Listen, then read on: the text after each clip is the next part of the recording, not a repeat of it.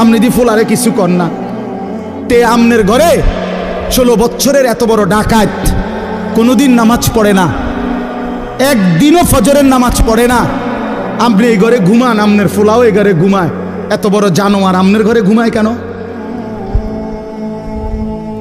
হ্যাঁ, এত বড় হাইওয়ান, এত বড় চতুষ্পদ জন্তু মুসলমানের ঘরে ঘুমায় কেন? এই নাফরমান কতদিন পরে নামাজ পড়বে বলেন? আপনার বিবি কত বছর পরে পর্দা করবে?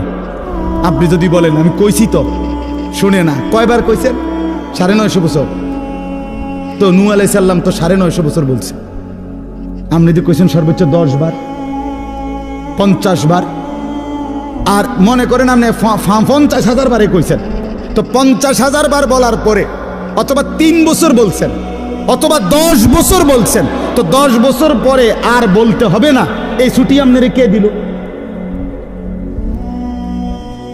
আমার কথাটা বুঝছেন না? আমি যে হুজুর বিশ্বাস করেন, আমি তারে বলতে বলতে মনে 50,000 বার কইছি। তো আচ্ছা, তো ঠিক আছে, আমি ধরে নিলাম, বিশ্বাসও করলাম। তো 50,000 বার বলার পরে ছুটি, এই কথা আপনারে কে অনুমতি দিল?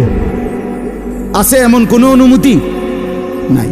এই জন্য বাবাদেরকে বলি, সন্তানের, স্ত্রীর, ঘরের মানুষ যারা আপনার ছেলে মেয়ে বউ বাচ্চা, এদের ঈমানের ফিকির, আখিরাতের ফিকির, নামাজের ফিকির, ইবাদতের ফিকির